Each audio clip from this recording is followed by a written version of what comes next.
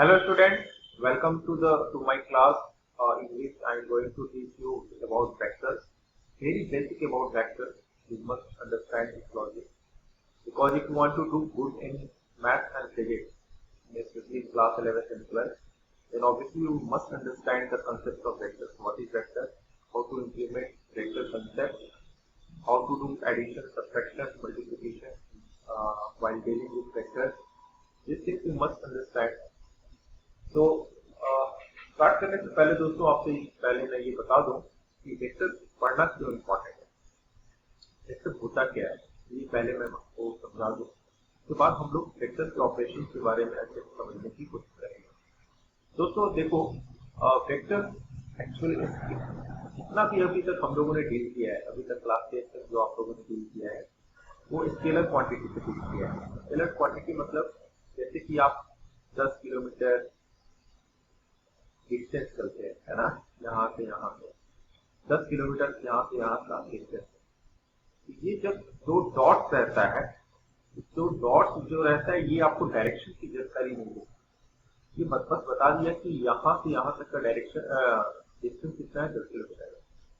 But अगर मुझे बोलना हो कि ए से बी मुझे जाना है, obviously you need to specify the direction. Obviously it is 10 kilometer. 10 kilometre की स्केलर क्वांटिटी, ओनली मैग्नीट्यूड। क्या ये लेंथ जो है ये 10 किलोमीटर का है, ये सिर्फ मैग्नीट्यूड शो कर रहा है। लेकिन अगर हम इसमें एक एरो दे दें, ये एरो बन जाएगा डायरेक्शन। ये एरो क्या बता दे रहा है कि आप डायरेक्शन कौन सा फॉलो कर रहे हो, ए से B. And this is the actual technique to represent any length, अगर सही पूछा जाए तो। क्योंकि ए से बी अगर आप जा रहे हो या बी से ए जा रहे हो, दोनों का डायरेक्शन अलग अलग है।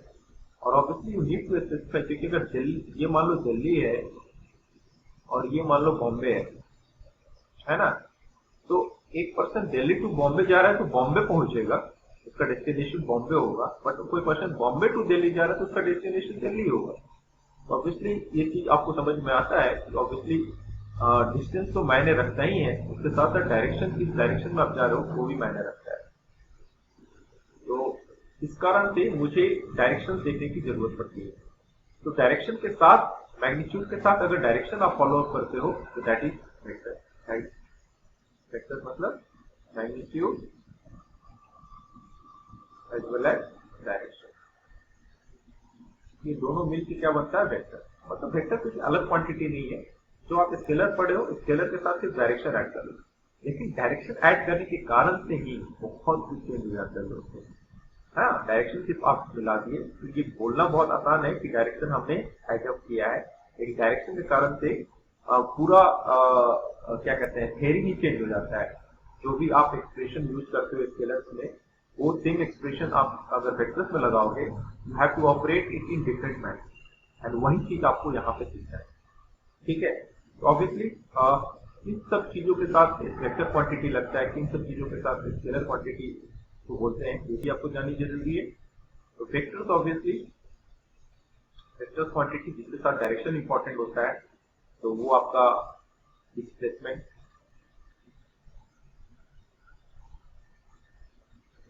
हो गया, वेलोसिटी हो गया, एक्सेलरेशन हो गया, ये सब जो क्वांटिटी हैं, अगर आप ये सब पढ़ रहे हो, हाँ, फोर्स हो गया, ऑब्वियसली इस क्वांटिटी के साथ एक्सेलरेशन या वेलोसिटी आएगा, मतलब वेक्टर क्वांटिटी जाएगा, ऑब्वियसली वो वेक्टर खुद का खुद बन जाएगा, है ना। Displacement, velocity, acceleration, force and so on, ये सब ऐसे क्वांटिटी हैं जो वेक्टर होते हैं, क्योंकि इसके साथ डायरेक्शन का इंपॉर्टेंस बहुत ज्यादा है। जैसे आप एक पर्सन हो, यहाँ पे हो, ठीक है, इसको भी समझो आप, आपको आपका एक हाथ एक फ्रेंड किस डायरेक्शन में खींच रहा है और एक फ्रेंड आपको इस डायरेक्शन में खींच रहा है, ठीक है। This is force step 1, this is force step 2। अब यहाँ पे आप बताओ आपका फाइनल मूवमेंट किधर होगा। मान लो ये आपका 20 न्यूटन से इधर खींच रहा है, इधर मान लो ये खींच रहा है आपको 50 न्यूटन से, तो आप ये नहीं बोल सकते हो कि 50 न्यूटन वाला ज्यादा खींच रहा है, इसलिए 50 न्यूटन की ओर ही हम जाएंगे, ऐसा होने वाला नहीं है।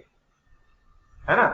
और ये 20 न्यूटन इधर कम है, इसलिए मैं इधर नहीं जाकर 50 न्यूटन की तरफ जाऊंगा, सिर्फ ये आप नहीं बोल सकते, क्योंकि आपका हाथ अलग अलग नहीं होने वाला, ये आपका पार्ट है। Obviously you will move in between this F1 and F2, F1 और F2 के बीच में कहीं पे रहोगे, तो कहाँ रहोगे और कितने से रहोगे फाइनली, क्योंकि दोनों फोर्स आप ही में लग रहा है। तो इस चीज को समझने के लिए आपको वेक्टर के कंसेप्ट को पढ़ना पड़ेगा। सेकेंडली अगर और समझो तो देखो, अगर मैं इस डायरेक्शन में 5 किलोमीटर जाऊं, इस डायरेक्शन में 90 डिग्री में फिर मैं 3 किलोमीटर चला जाऊं, या ये 3 किलोमीटर समझो, और ये फिर 4 किलोमीटर में जाऊं, तो आपसे पूछा जाएगा कि आप टोटल कितना चले। तो टोटल तो आप चले 7 किलोमीटर, 3 + 4 तो 7 किलोमीटर। तो स्टार्टिंग पॉइंट और फाइनल पॉइंट को अगर मिलाएं हम, तो ये 7 किलोमीटर होना चाहिए, लेकिन ऑब्वियसली ये 7 किलोमीटर नहीं होने वाला है। क्यों नहीं होने वाला है? क्योंकि अगर ये पाइथागोरस थ्योरम आप लगाओगे तो this is the hypotenuse, and hypotenuse is equal to √3² + 4² का फॉर्मूला लगेगा, and that is equal to 5। ये आपका 5 आने वाला है, मानते हैं। तो यहाँ पे भी आप देखो, डायरेक्शन होने की वजह से अगर ये सेम ही डायरेक्शन में जाया रहता, ठीक है, यहाँ तक 3 और यहाँ तक 4, यहाँ डायरेक्शन चेंज नहीं होता, मतलब जहाँ डायरेक्शन का इंपॉर्टेंस हम नहीं दिया रहते, तो ऑब्वियसली ये टोटल 7 किलोमीटर चलता और 7 किलोमीटर की दूरी में आप हमको मिलते। करेक्ट, ये चीज आप डायरेक्टली बोल सकते हो बिना कुछ शब्द से समझे। लेकिन जब इस तरह से डायरेक्टली डायरेक्शन चेंज हो जाता है, यहाँ से देखो, यहाँ आने के बाद डायरेक्शन ये 90 डिग्री से शिफ्ट करती है, तो डायरेक्शन जहाँ चेंज हो गया वहां पे आपका मैग्नीट्यूड भी जो आना था वो नहीं आकर उसका अलग वैल्यू आया। ये क्या शो करता है कि obviously we need to think something different to operate while operating with vector, while dealing with directions। अगर डायरेक्शन को पॉइंट ऑफ व्यू में रखते हुए अगर हम कुछ काम करते हैं तो हमें वेक्टर्स को हमें ऑपरेशन कुछ डिफरेंट लगाना पड़ेगा, यानी कि उस ऑपरेशन को हमें सीखना पड़ेगा, या फिर यह कैसे एक्यूरेटली हम निकाल सकें, तो उस चीज को हम जानकारी ले सकें। उसको जानकारी लेने के लिए आपको ये चैप्टर को बहुत अच्छे से पढ़ना बहुत जरूरी है। और दोस्तों ये जान जाओ कि जितने भी मैंने टर्म्स का नाम लिया है, जिसको हम वेक्टर, सो कॉल्ड वेक्टर्स बोलते हैं, जैसे डिस्प्लेसमेंट, वेलोसिटी, एक्सेलरेशन, फोर्स, ये सब टर्म जहां भी आएंगे, अगर 2 फोर्स लगेगा तो आपको वेक्टर के कंसेप्ट उसको सॉल्व करना पड़ेगा। इधर ऐड करना हो, मल्टीप्लाई करना हो, मतलब फोर्स बोला मतलब आपको वेक्टर से सोचना पड़ेगा, वेक्टर की तरह ऑपरेशन के लिए सोचना पड़ेगा। एक्सेलरेशन में भी उसी तरीके से, वेलोसिटी में भी वैसी तरह से, 2 या 2 से ज्यादा वेलोसिटी आएगा तो उसको ऑपरेशन ऐड करना हो, सब्ट्रैक्ट करना हो, मल्टीप्लाई करना हो, तो जो भी कुछ करना हो, जहां 2 से ज्यादा वेलोसिटी है तो यानी 2 से ज्यादा वेक्टर्स आपके पास मौजूद है, इस तरह से सोचकर आपको उसको ऑपरेशन करना पड़ेगा। ठीक है, ओके। नाउ वेक्टर्स का रिप्रेजेंटेशन और वेक्टर्स को किस तरह से डायग्रामेटिकली देखते हैं। तो सबसे पहले टर्म जो आता है वो आता है पोजीशन वेक्टर का। इसका आता है पोजीशन वेक्टर।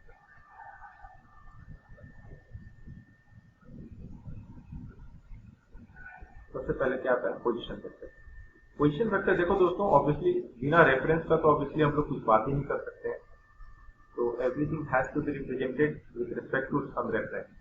और आप पता है कोऑर्डिनेट सिस्टम में रेफरेंस कहाँ लेते हो? एक्स वाई एक्सिस के इंटरसेक्टिंग पॉइंट्स को, अगर 2D में बात करें तो एक्स वाई एक्सिस के इंटरसेक्टिंग पॉइंट्स को, और ये पॉइंट आपका ओरिजिन जिसको बोलते हो, यही आपका रेफरेंस होता है।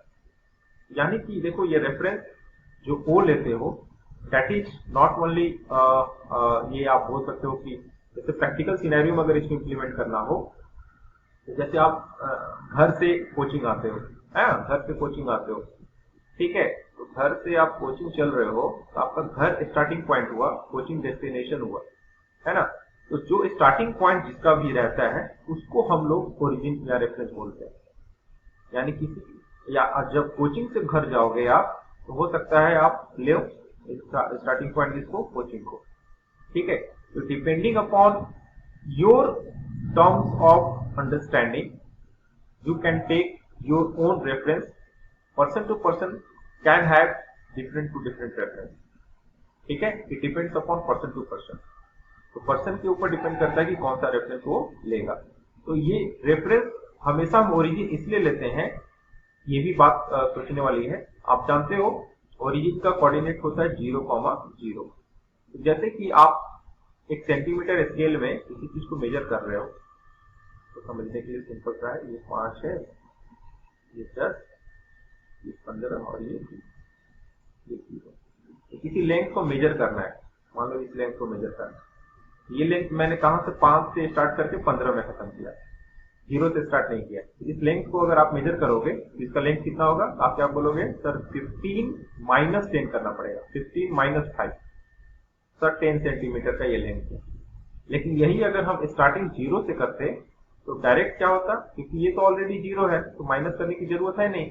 तो 10 अगर माइनस एनीथिंग कैन बी, अगर 0 को किसी भी नंबर से मल्टीप्लाई माइनस करेंगे तो ऑब्वियसली उतना ही आएगा, या 0 को ऐड किसी चीज से करेंगे तो भी उतना ही आएगा।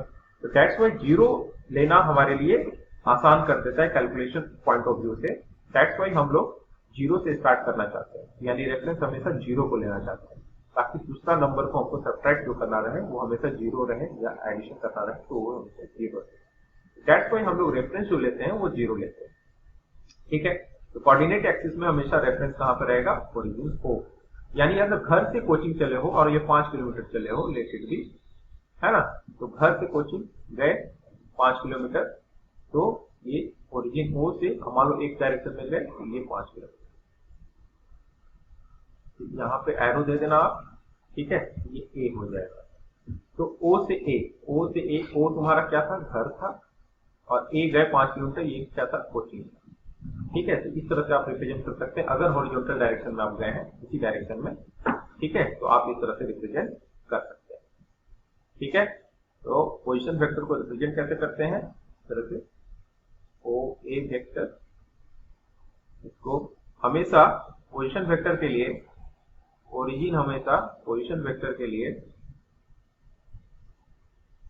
Origin is always starting point, origin O is always starting point, ये ध्यान रखिएगा, origin O is always starting point. ठीक है, हमेशा, दैट इज फॉर श्योर 100%। तो OA वेक्टर आपका इस तरह से हम लोग लिखते हैं, इसको हम लोग R वेक्टर से रिप्रेजेंट कर सकते हैं।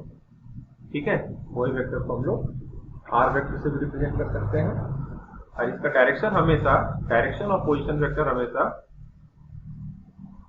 Direction of position vector PV लिखते हैं इसको शॉर्ट में, PV is always away from the origin, is always away from the origin,